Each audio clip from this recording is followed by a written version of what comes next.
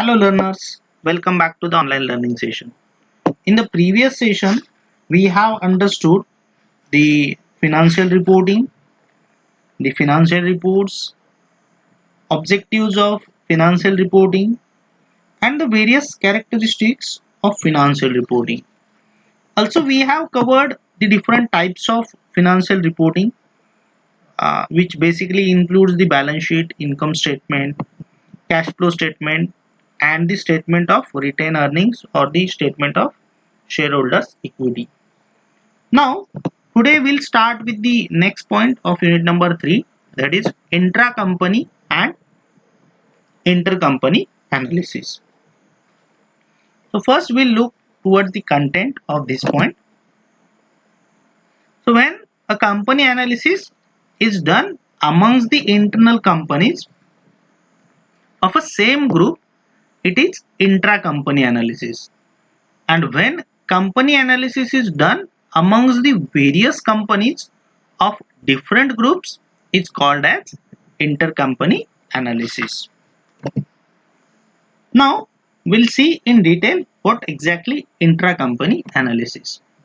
So the term intra-firm comparisons means comparison of two or more departments or divisions belonging to the same firm with the aim of making meaningful analysis for increasing the effectiveness of the departments or divisions involved. This may also mean comparisons of the results achieved by an organization over two different financial periods. The idea is to compare the firm's performance within.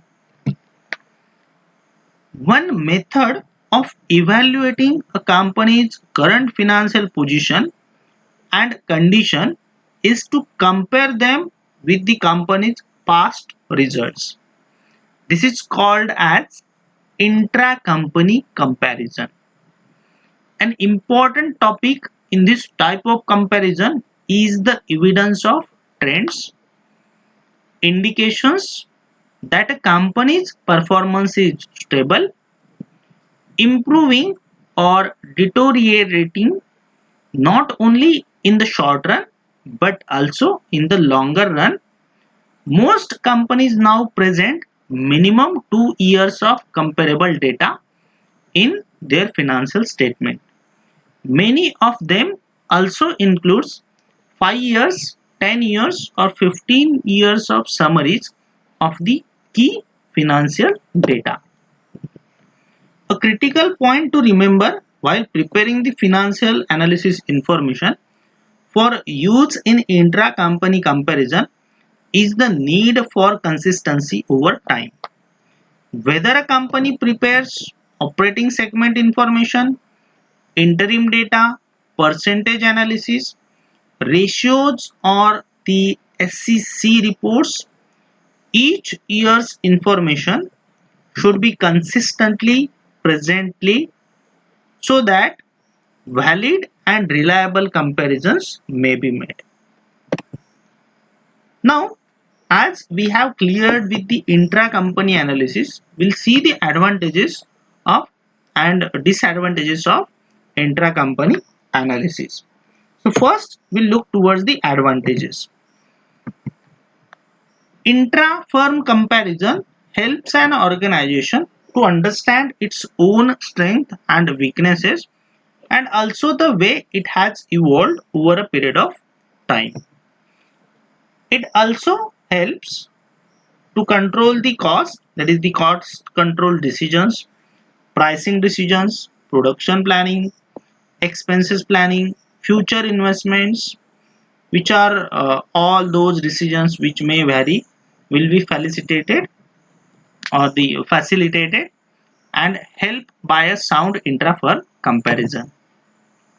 A comparison with the departments within the organizations help an organizations to develop and promote a profit center model and compare the ultimate results yielded by various departments. Now, what are the disadvantages of intra-company analysis? top management of the organizations may be reluctant or uncooperative in intra-firm comparisons, as it requires an added efforts and financials may be required to be regrouped or presented in a different format to facilitate the comparison. Various departments in the organizations may not be functioning on same business environment. This may either make the comparison. The process of comparison and analysis may be a fault-finding exercise and may lose its real importance. So now these all are the advantages and disadvantages of intra-company analysis. Now we'll see what exactly inter-company analysis is. So inter-firm comparison is the method of evaluating the performance, efficiency, cost and profits of the firm with other industries. It consists of voluntary exchanges of information or data concerning cost, prices, profits, productivity, and overall efficiency among the firm engaged in similar type of operations. For the purpose of bringing improvement in efficiency and indicating the weaknesses, such a comparison will be possible where uniform costing is in operation. Inter-firm comparison is one of the main techniques existing to the management of the day for higher management control and planning. A second method of assessment is to prepare a company's performance with that of competitors, with the industry as a whole, or with the results in related industries. This is known as intercompany comparison and may be made for a single period or for several past periods. A competitor's financial information may be obtained from its particular financial period or for several past periods. A competitor's financial information may be obtained from its particular financial statement. Information on the performance of the industry as a whole or of related industries may be based on the compilations of financial informations by such financial analysis companies as Moody's Investor Service, Standards and Poor's, and Dun and Bradstreet. These companies not only give information on annual reports but also publish periodic updates and supplements. Other organizations and trade associations supply similar information on a more selective basis. Company analysis is generally done for knowing where the company stands in the market, knowing the strengths and weaknesses of the company, to know the route for lifting above the competitors, and to know the overall business environment and market situations. So as we are clear with the intercompany analysis, we'll see the advantages of intercompany analysis. So the first advantage is based on the inter-firm comparison, which follows a system of uniform costing, and so the advantages of uniform costing would be equally accrue in inter-firm comparisons as well. So in addition, the following advantages are obtained from inter-firm comparisons.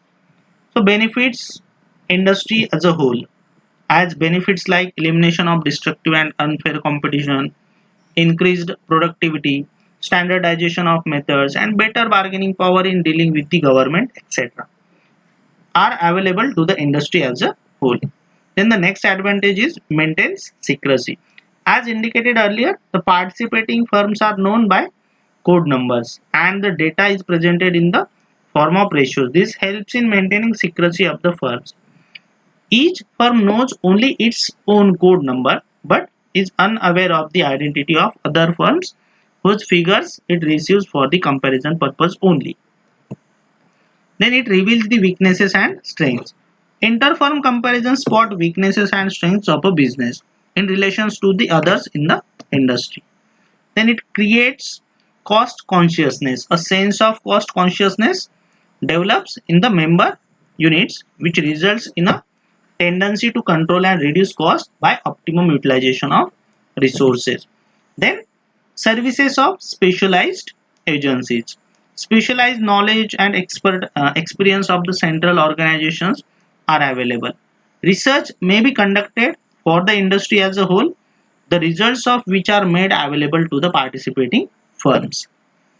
Voluntary pooling of information is also possible. The scheme of inter-firm comparison involves voluntary pooling of information by participating firms through a representative body.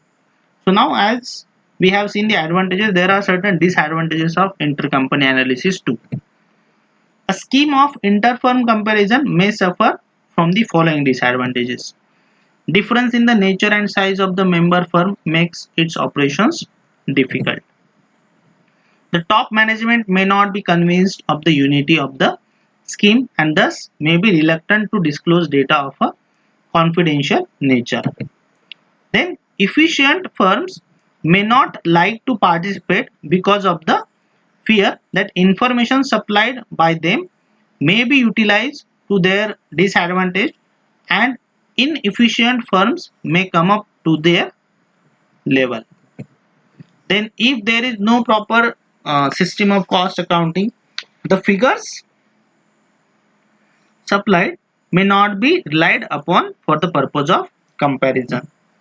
So suitable basis for comparison may not be available, and the experts financial analysts are needed for the comparative study. Usually a group of techniques is used for result oriented analysis, and this is also a costly affair.